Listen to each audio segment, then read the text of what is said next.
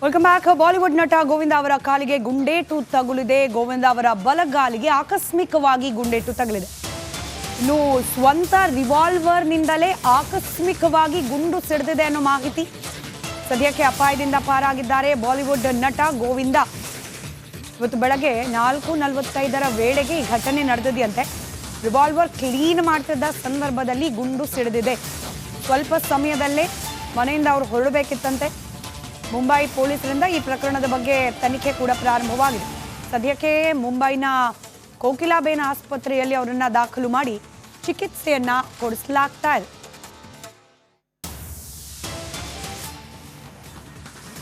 ಮತ್ತೊಂದು ಕಡೆ super star Rajinikanth ಅವರ ಆರೋಗ್ಯದ ಬಗ್ಗೆ ಕೂಡ ಅವರ ಅಭಿಮಾನಿಗಳಲ್ಲಿ ಆತಂಕ ಆಯಿತು. ಆದರೆ ಸದ್ಯಕ್ಕೆ ಲಭ್ಯವಾಗ್ತಾ ಇರುವ ಮಾಹಿತಿ, ರಜನಿಕಾಂತ್ ಅವರ ಆರೋಗ್ಯ ಸ್ಥಿರವಾಗಿದೆ. ಕೂಲಿ ಚಿತ್ರದ ಶೂಟಿಂಗ್ ವೇಳೆ ಆರೋಗ್ಯದಲ್ಲಿ ಏರ್ಪೇರಾಗಿತ್ತು. ಚೆನ್ನೈನ ಖಾಸಗಿ ಆಸ್ಪತ್ರೆಯಲ್ಲಿ ರಜನಿಕಾಂತ್ ಅವರಿಗೆ ಚಿಕಿತ್ಸೆಯನ್ನು ಕೊಡಿಸಲಾಗ್ತಾ ಇತ್ತು. ರಜನಿಕಾಂತ್ ಅವರ ಆರೋಗ್ಯದಲ್ಲಿ ಇದೀಗ ಚೇತರಿಕೆ ಕಂಡು ಬಂದಿದೆ ಅಂತ ವೈದ್ಯರು ತಿಳಿಸಿದ್ದಾರೆ. ಶೀಘ್ರ ಗುಣಮುಖರಾಗುವಂತೆ ದೇವಸ್ಥಾನಗಳಲ್ಲಿ ಪ್ರಾರ್ಥನೆ ಶುರುವಾಗಿದೆ. ದೇವಸ್ಥಾನಗಳಲ್ಲಿ ರಜನಿಕಾಂತ್ ಅವರ ಅಭಿಮಾನಿಗಳು ಪ್ರಾರ್ಥನೆಯನ್ನು ಸಲ್ಲಿಸುತ್ತಿದ್ದಾರೆ. ಆದಷ್ಟು ಬೇಗ ರಜನಿಕಾಂತ್ ಅವರು ಗುಣಮುಖರಾಗಲಿ ಅಂತ ಹೇಳಿ.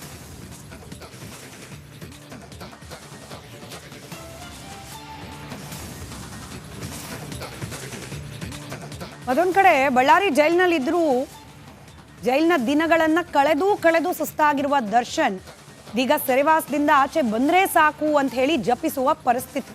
ಜಾಮೀನು ಸಿಕ್ಕರೆ ಸಾಕಪ್ಪ ಅಂತ ಕಾಯ್ತಾ ಇದ್ರು ಕೂಡ ಯಾವುದೇ ಪ್ರಯೋಜನ ಆಗ್ತಾ ಇಲ್ಲ. ಬೇಲ್ ಅರ್ಜಿಯ ವಿಚಾರಣೆಯನ್ನ ಮುಂದೂಡಿಕೆ ಮಾಡಿದೆ ಕೋರ್ಟ್. ಇನ್ನೊಂದು ತಿಂಗಳು ಬೇಲ್ ಸಿಗೋದು ಕಷ್ಟ ಅಂತ ಹೇಳಿ ಮಾಹಿತಿಗಳು ಲಭ್ಯವಾಗ್ತಾ ಇದೆ. ಈ ಕುರಿತಾದ ಒಂದು ಡೀಟೇಲ್ ರಿಪೋರ್ಟ್ ನಿಮ್ಮ ಮುಂದೆ.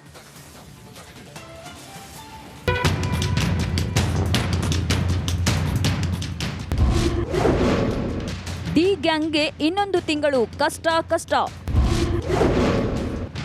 ಸುಬ್ಬಿಗೆ ಜಾಮೀನು ಸಿಗೋದು ಡೌಟ್. ಬಳ್ಳಾರಿ ಜೈಲಿನಲ್ಲಿ ದರ್ಶನ್, ಪರಪ್ಪನ ಅಗ್ರಹಾರದಲ್ಲಿ ಪವಿತ್ರ ಗೌಡ. ಕೊಲೆ ಕೇಸ್ನಲ್ಲಿ ಇಬ್ಬರಿಗೂ ಜಾಮೀನು ಸಿಗದೆ ವಿಲ ಒದ್ದಾಡುತ್ತಿದ್ದಾರೆ. ಬೇಲ್ ಯಾವಾಗ ಸಿಗುತ್ತಪ್ಪ ಅಂತ ದೇವರಿಗೆ ಕೈ ಮುಗಿಯುತ್ತಿದ್ದಾರೆ. ಆದ್ರೂ ಯಾವ ದೇವರು ಕಣ್ತೆರೆದಿಲ್ಲ ಅನ್ಸುತ್ತೆ. ಬೇಲ್ ಸಿಕ್ಕೇ ಸಿಗುತ್ತೆ ಅಂತ ಭಾರಿ ನಿರೀಕ್ಷೆಯಲ್ಲಿದ್ದ ಸುಬ್ಬಿಗೆ ಭಾರಿ ನಿರಾಸೆಯಾಗಿದೆ.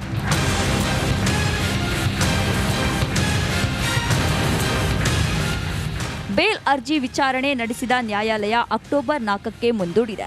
ಆದರೆ ಅಕ್ಟೋಬರ್ 4ಕ್ಕೆ ಅರ್ಜಿ ವಿಚಾರಣೆ ನಡೆಸಿದ್ರು ದರ್ಶನ್ ಹಾಗೂ ಪವಿತ್ರ ಗೌಡಗೆ ಜಾಮೀನು ಸಿಗೋದು ಡೌಟ್ ಎನ್ನಲಾಗ್ತಿದೆ.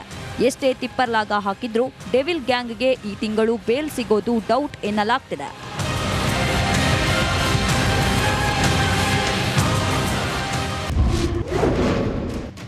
ಸಾಲು ರಜೆ ಹಿನ್ನೆಲೆ ಬೇಲ್ ಕಂಟಕ.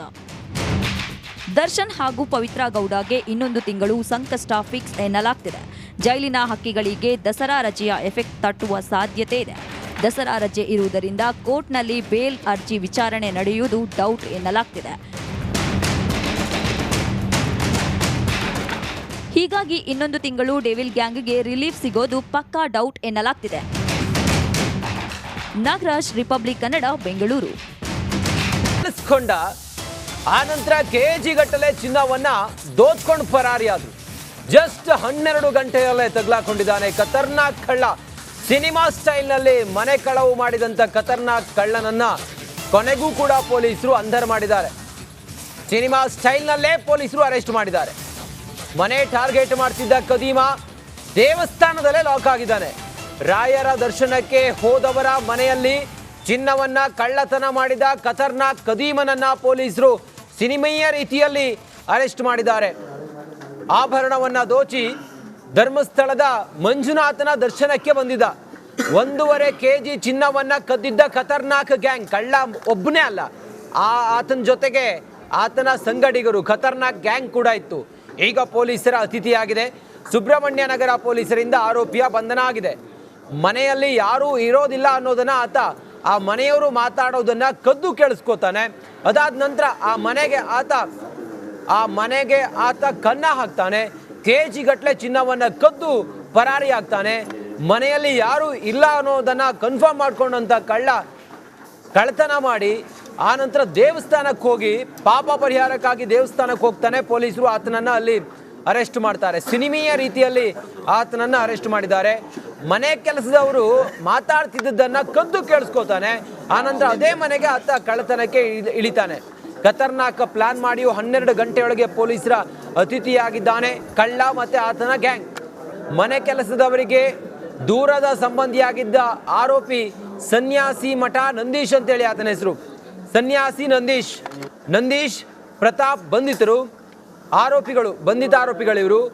ಮನೆಯವರು ಮಂತ್ರಾಲಯಕ್ಕೆ ಹೋಗೋದಾಗಿ ಮಾತನಾಡ್ತಿದ್ದನ್ನ ಕೆಲಸದವರು ಮಾತನಾಡ್ತಿದ್ದನ್ನ ಕೇಳಿಸ್ಕೊತಾನೆ.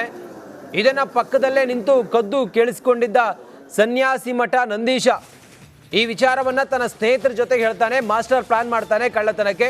ಆ ನಂತರ ಮನೆಯಲ್ಲಿ ಯಾರು ಇಲ್ಲ ಅನ್ನೋದನ್ನ ಕನ್ಫರ್ಮ್ ಮಾಡಿಕೊಂಡು ಕಳ್ಳತನಕ್ಕೆ ಬರ್ತಾನೆ. ಕಳ್ಳತನ ಮಾಡಿ ಮನೆಯವರು ಮಂತ್ರಾಲಯಕ್ಕೆ ಹೊರಡ್ತಾ ಇದ್ದಂತೆ ಮನೆ ಬಳಿ ಬಂದು ಕಾದು ಕುಳಿತಿದ್ದ ಖತರ್ನಾಕ್ ಗ್ಯಾಂಗ್ ಕಳ್ಳತನ ಮಾಡುತ್ತೆ. ಹಿಂಬದಿ ಕಿಟಕಿಯ ಗ್ಯಾಸ್ ಕಟ್ಟರ್ನಿಂದ ಕಟ್ ಮಾಡಿ ಮನೆಗೆ ಎಂಟ್ರಿ ಕೊಟ್ಟು 1 kg 800 ಗ್ರಾಂ ಹೆಚ್ಚು ಕಮ್ಮಿ 2 kgಯಷ್ಟು ಚಿನ್ನವನ್ನು ಕದ್ದು ಪರಾರಿಯಾದು. ಆನಂತರ ಸಿನಿಮೀಯ ರೀತಿಯಲ್ಲಿ ಪೊಲೀಸರಿಂದ ಈಗ ಅವರ ಬಂಧನ ಆಗಿದೆ.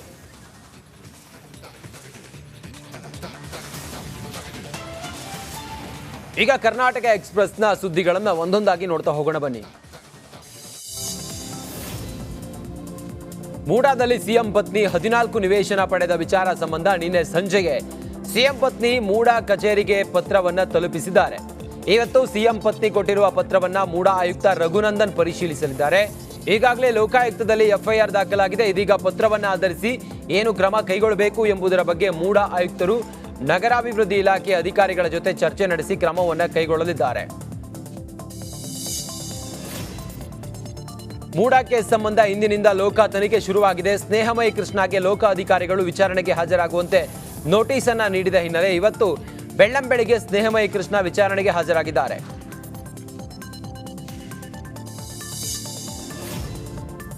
ಇನ್ನು ಸಿಎಂ ಸಿದ್ದರಾಮಯ್ಯಗೆ 14 ನಿವೇಶನ ಕಂಟಕವಾಗುವ ಹೊತ್ತಲ್ಲೇ ಸಿಎಂ ಪತ್ನಿ 14 ನಿವೇಶನ ವಾಪಸ್ ನೀಡಿದ್ದಾರೆ.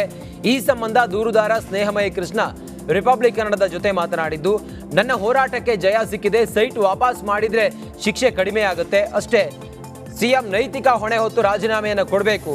ಸಿದ್ದರಾಮಯ್ಯ ಅವರ ಪಾಪದ ಕೊಡ ತುಂಬಿದೆ ಅಂತೇಳಿ ಆಕ್ರೋಶವನ್ನು ಹೊರಹಾಕಿದರು. ಸರ್, ನಮ್ಮ ಹೋರಾಟಕ್ಕೆ ಇದೊಂದು ದೊಡ್ಡ ಜಯ ಅಂತ ಹೇಳ್ಬೋದು. ನನ್ನ ಹೋರಾಟದ ಉದ್ದೇಶ ಏನಿತ್ತು ಅದು ಉದ್ದೇಶಕ್ಕೆ ಇದೊಂದು ಮುನ್ನಡಿ ಅಂತ ಹೇಳ್ಬೋದು. ಏನು ಮೈಸೂರು ನಗರಾಭಿವೃದ್ಧಿ ಪ್ರಾಧಿಕಾರದ ಅಕ್ರಮವಾಗಿ ನಿವೇಶನ ಪಡೆದಿದ್ರು, ಆ ನಿವೇಶನವನ್ನು ಮೈಸೂರು ನಗರಾಭಿವೃದ್ಧಿ ಪ್ರಾಧಿಕಾರ ವಾಪಸ್ ಬರಬೇಕು ಅನ್ನೋದೇ ನನ್ನ ಮೂಲ ಉದ್ದೇಶ. ಸೊ ಆ ಒಂದು ಹಿನ್ನೆಲೆಯಲ್ಲಿ ಈಗ ಸ್ವತಃ ಮುಖ್ಯಮಂತ್ರಿ ಅವರೇ ಕೂಡ ತಮ್ಮ ತಪ್ಪನ್ನು ಕೂಡ ನಿವೇಶನ ವಾಪಸ್ ಕೊಡ್ತಿದೆ ಅಂತಂದರೆ, ಸೊ ಇತರರು ಕೂಡ ಅಂದರೆ ಏನು 50 ರೂಪಾಯಿ ಅಕ್ರಮ ನಿವೇಶನ ಪಡೆದರೆ ಅವರೆಲ್ಲರೂ ಕೂಡ ಇದರ ನಿವೇಶನ ವಾಪಸ್ ಕೊಡ್ತಾರೆ ಅನ್ನೋದು. ಇದಕ್ಕೂ ಮುನ್ನ ಸಿಎಂ ಸಿದ್ದರಾಮಯ್ಯ ಪತ್ನಿಯ ನಿರ್ಧಾರಕ್ಕೆ ನನ್ನ ಬೆಂಬಲ ಇದೆ. ಪಾರ್ವತಿಯ ನಿರ್ಧಾರ ನನಗೂ ಆಶ್ಚರ್ಯ ತಂದಿದೆ. ನನ್ನ ಪತ್ನಿ